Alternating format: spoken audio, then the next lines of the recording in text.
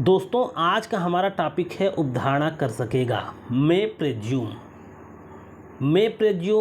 Cell प्रेज्यूम और conclusive proof, ये तीन प्रकार के उपधारणा के बारे में प्रावधान भारतीय साक्ष्य अधिनियम में दिया गया है। ये भारतीय साक्ष्य अधिनियम के सबसे क्लिष्ट परिभाषाओं में ये तीनों परिभाषाएं हैं, मे प्रेज्यूम, सेल प्रेज्यूम और कंक्लूसिव प्रूफ। लेकिन मैं आपको यहाँ बड़े अच्छे तरीके से समझाऊंगा, आपका सारा कॉन्सेप्ट क्लियर हो जाएगा। लेकिन उसके पहले मेरी कुछ शुरुआती बात आपको ध्यान से सुननी है। देखिए, जब मैं उपधारणा के बारे में आपको बताऊंगा, तो ये बात आपको मैं बताऊंगा कि उपधारणा तीन प्रकार का होता है।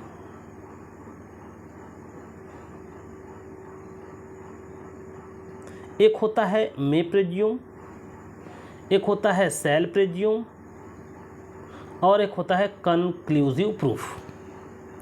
जब अधिनियम में मे प्रेज्यूम की बात कही गई है, तब न्यायालय को विवेक प्राप्त होता है कि वह साक्ष्य मांग सकता है। विवेक प्राप्त है उसको, वो कह सकता है कि आप मेरे सामने ऐसा साक्ष्य दे दीजिए कि मैं उपधारणा कर लूँ, या आप ऐसा साक्ष्य दे दीजिए कि मैं उपधारणा न करूँ। वो साक्ष्य की मांग अपने उपधारणा के लिए करता रहता है। और जहाँ कहीं भी इस अधिनियम द्वारा सेल प्रेज्यूम की बात कही गई है, वहाँ मतलब है सीमित विवेक प्राप्त है। वो मांग नहीं सकता, आप साबित करना चाहें तो कर सकते हैं, वो मांगेगा नहीं। और कंक्लूसिव प्रूफ जहाँ रखा गया है, वहाँ मतलब ये है कि कोई विवेक नहीं, न्यायाधीश को कोई विवेक प्राप्त नहीं है। न्यायाधीश के सामने अगर वो तथ्य आ गया तो उसको उपधारणा करना है कि यह तथ्य का अस्तित्व है। तो कहने का मतलब उपधारणा मे प्रेज्यूम, सेल प्रेज्यूम और कंक्लूसिव प्रूफ, ये तीन प्रकार का होता है। अब कानूनी दृष्टिकोण से इसी को कहते हैं तथ्य की उपधारणा, इसी को कहते हैं विधि की खंडनीय उपधारणा, और इसी को कहते हैं तीसरा वाले को, यानी मे प्रेज्यूम को कहते हैं तथ्य की उपधारणा, सेल प्रेज्यूम को कहते हैं विधि की खंडनीय उपधारणा, और जो कंक्लूसिव प्रूफ है उसको कहते हैं अखंडनीय उपधारणा। इसका खंडन नहीं किया जा सकता। तो ये मे प्रेज्यूम, सेल प्रेज्यूम, कंक्लूसिव प्रूफ का ये मतलब है। आइए इसको पढ़ करके विधिवत समझते हैं, आपको सब समझ में आ जाएगा। आइए देखते हैं। सबसे पहले देखते हैं उपधारणा कर सकेगा। मे प्रेज्यूम कहाँ परिभाषित किया गया है? मे प्रेज्यूम 2H में। ये बार बार आपको याद रहना चाहिए। ये जो स्टूडेंट्स जाएंगे बिहार एपीओ देने, या जो जाएंगे बिहार जुडिशरी देने, या कोई भी एपीओ जुडिशरी परीक्षा देने जाएंगे, ये बार बार उपधारणा कर सकेगा कहाँ परिभाषित किया गया है, उपधारणा करेगा कहाँ परिभाषित किया गया है, और निश्चायक सबूत कहाँ परिभाषित किया गया है, कंक्लूसिव प्रूफ जिसका मतलब है कहाँ ये सब परिभाषित किए गए, बार बार परीक्षाओं में आता रहेगा। और इसके अंदर से प्रश्न तो आता ही रहता है, इसका परिभाषा खंड कहाँ परिभाषा दिया गया, यही पूछता रहता है। आइए देखते हैं कि उपधारणा कर सकेगा क्या मतलब है।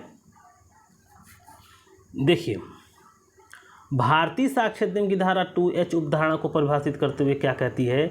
जहाँ कहीं भी इस अधिनियम द्वारा यह उपबंधित है कि न्यायालय किसी तथ्य की उपधारणा कर सकेगा, जहाँ कहीं भी इस अधिनियम द्वारा यह उपबंधित है कि न्यायालय किसी तथ्य की उपधारणा कर सकेगा, वहाँ न्यायालय या तो ऐसे तथ्य को साबित हुआ मान सकेगा, यदि और जब तक वो ना साबित नहीं किया जाता है, या उसके संबंध में सबूतों की मांग कर सकेगा।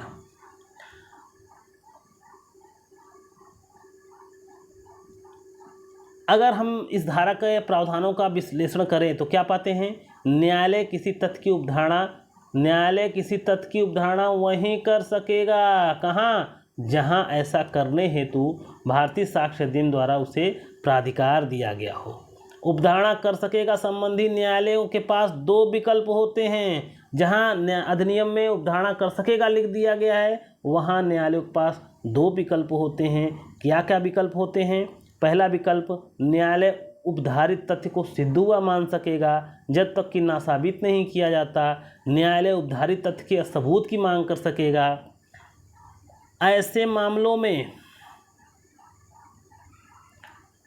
ऐसे मामलों में जिसमें न्यायालय को किसी तथ्य के बारे में उपधारणा करने का अधिकार दिया गया है, न्यायालय स्वविवेकानुसार उद्धारित करने या न करने के लिए स्वतंत्र है। न्यायालय उपधारणा करने के लिए बाध्य नहीं होगा। कोई व्यक्ति इस बात का दावा नहीं कर सकता कि न्यायालय तथ्य के अस्तित्व को उपधारित करे। अच्छा, भारतीय साक्ष्य अधिनियम में वो कौन कौन सी धाराएं हैं जहां उपधारणा कर सकेगा जैसा कोई प्रावधान किया गया है? इसका सबसे अच्छा उदाहरण है धारा 117। भारतीय साक्ष्य अधिनियम की धारा 117 जो नया वाला है, भारतीय साक्ष्य अधिनियम की धारा 117 के अनुसार जहां प्रश्न यह है कि किसी स्त्री द्वारा की गई आत्महत्या उसके पति या पति के नातेदार द्वारा दुष्प्रेरित है या नहीं, तथा यह दर्शित किया जाता है कि प्रश्नगत आत्महत्या विवाहिता द्वारा विवाह की तिथि से 7 वर्ष के अंदर की गई है तथा उसके पति या पति के नातेदार द्वारा विवाहिता स्त्री के प्रति क्रूरता किया गया था, वहाँ न्यायालय अन्य परिस्थितियों को ध्यान में रखते हुए यह उपधारणा कर सकेगा। क्या उपधारणा कर सकेगा? कि प्रश्नगत आत्महत्या पति या उसके नातेदारों द्वारा दुष्प्रेरित थी। यह कर सकता है।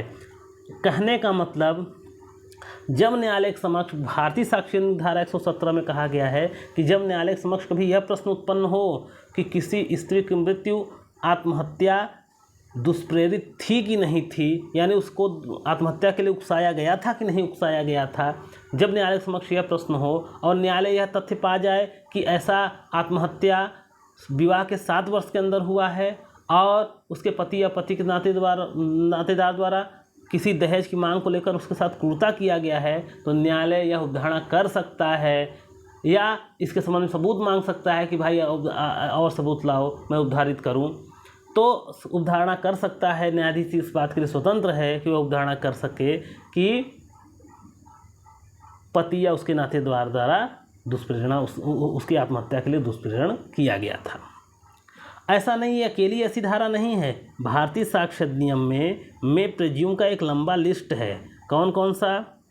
धारा 88, धारा 89, धारा 90, धारा 92, धारा 117, धारा 119, ये सब धाराएं ऐसी धाराएं हैं जहां पर में प्रेज्यूम का उल्लेख किया गया है। अब धारा 88 में क्या है, 89 में क्या है, 90 में क्या है, 92 में क्या है, ये कभी हम आपको अलग से इसको बताएंगे। अभी चूँकि वीडियो बहुत लंबा ना हो इसलिए उपधारणा कर सकेगा के बाद अब हम उपधारणा करेगा देखते हैं। देखिए, भारतीय साक्ष्य अधिनियम की धारा 2L उपधारणा करेगा को निम्नवत परिभाषित करती है। पहली चीज़ तो आपको ये याद रहना चाहिए कहाँ परिभाषित है उपधारणा कर सकेगा, उपधारणा करेगा कहाँ परिभाषित है? ये शैल प्रिज्यूम 2L में परिभाषित है।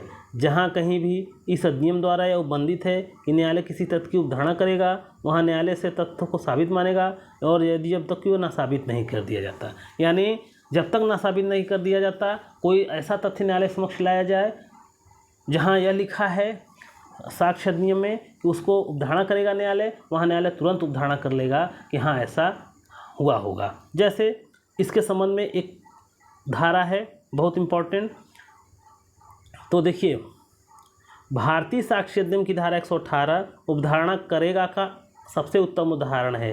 धारा 118 के अनुसार जबकि प्रश्न यह है कि किसी व्यक्ति ने किसी स्त्री की दहेज मृत्यु कारित की है कि नहीं की है और यह दर्शित किया जाता है कि मृत्यु से पूर्व किसी ऐसी स्त्री से दहेज की मांग की गई थी या उसके संबंध में उसके साथ क्रूरता का व्यवहार किया गया था या उसे तंग किया गया था, तो न्यायालय उपधारणा करेगा कि ऐसे व्यक्ति ने दहेज मृत्यु कारित किया है।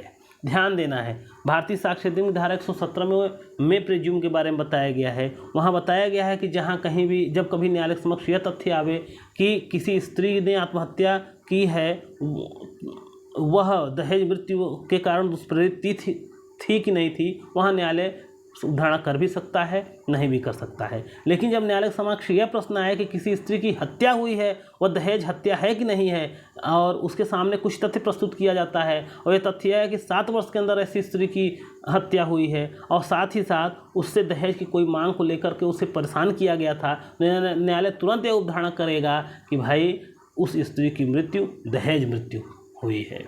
जब न्यायालय उपधारणा कर लेता है तो प्रश्न क्या बदलाव आ जाता है? बदलाव ये आ जाता है कि साबित करने का भार जिसके पक्ष में न्यायालय उपधारणा कर लेता है उसके विरोधियों पर चला जाता है। यानी जिसके पक्ष में न्यायालय उपधारणा कर लेगा दहेज मृत्यु के बारे में अगर स्त्री के संबंध में न्यायालय ने उपधारणा कर लिया कि उसकी मृत्यु दहेज मृत्यु है, तो यह साबित करने का भार कि उसकी मृत्यु दहेज मृत्यु नहीं है विरोधियों पर, यानी उसके पति और पति के नातेदारों पर चला जाता है। यही अंतर हो जाता है उपधारणा करने का। अब ये तो था मे प्रिज्यूम। अब मे प्रिज्यूम जो है और सेल प्रिज्यूम आपने देखा। अब सेल प्रिज्यूम केवल 118 ऐसी अकेली धारा नहीं है। धारा 78, धारा 79, धारा 80, 81, 82, 83, 84, 91, 108, 118 ये सब भारतीय साक्ष्य अधिनियम की ऐसी धाराएं हैं जहां सेल प्रिज्यूम का इस्तेमाल किया गया है और यहां न्यायालय के विवेक को समाप्त कर दिया गया है या सीमित कर दिया गया है। आइए अब अगला देखते हैं। अगला परिभाषा खंड निश्चायक सबूत। निश्चायक सबूत यह अखंडनीय उपधारणा है। यहाँ तो किसी को न्यायालय के विवेक को खत्म कर दिया गया है कि आपको सोचना ही नहीं है, आपके सामने ये तथ्य आ जाए तो उसको तुरंत मामला मान करके तुरंत उसके संबंध में उपधारणा करके आपको डिसीजन देना है। ठीक है, आइए देखते हैं कंक्लूसिव प्रूफ का मतलब क्या है। भारतीय साक्ष्य अधिनियम की धारा 2B के अनुसार जहाँ की इस अधिनियम द्वारा एक तथ्य किसी अन्य तथ्य का निश्चायक सबूत घोषित किया गया है, वहाँ न्यायालय उस एक तथ्य के साबित हो जाने पर उस अन्य तथ्य को साबित मानेगा और उसे ना साबित करने के प्रयोजन के लिए साक्ष्य दिए जाने की अनुज्ञा नहीं देगा। इसका मतलब क्या है? उपरोक्त प्रावधानों से स्पष्ट है कि एक तथ्य के साबित हो जाने पर दूसरा तथ्य स्वतः सिद्ध मान लिया जाएगा। किसी व्यक्ति को उसे सिद्ध करने हेतु साक्ष्य देने की अनुमति नहीं होगी। भारतीय साक्ष्य अधिनियम की धारा 35 और धारा 116 ऐसी घोषणा करती है। माने धारा 35 और धारा 116 में यह कंक्लूसिव प्रूफ का बढ़िया उदाहरण मिलता है। जैसे भारतीय साक्ष्य अधिनियम की धारा 35 के अंतर्गत जब किसी सक्षम न्यायालय द्वारा प्रोबेट विषयक, नवाधिकरण विषयक, दिवाला विषयक या विवाह विषयक अधिकारिता के अधीन कोई डिग्री आदेश निर्णय संबंधी विषय पर निश्चायक कोई निर्णय दिया गया है तो यह अपने आप में निश्चायक होगा। कोई भी प्रतिकूल साक्ष्य देकर उसके खंडन की अनुमति नहीं दी जाएगी। कहने का मतलब न्यायालय ने अगर कोई डिग्री दिया है, मान लीजिए विवाह के संबंध में कोई डिग्री दिया है और किसी न्यायालय के समक्ष वह विवाह संबंधी डिग्री रख दी जाती है तो न्यायालय तुरंत उपधारणा कर लेगा कि विवाह हुआ है। समझ रहे हैं? उसके संबंध में किसी प्रकार के सबूत की मांग नहीं करेगा। तो ये था आपका may presume, shall presume, conclusive proof. संभवतः आपको समझ में आया होगा दोस्तों। नहीं समझ में आया है, कोई तथ्य कोई बात तो आप कमेंट में लिख करके बता सकते हैं, मैं उसको पुनः समझाने की कोशिश करूँगा।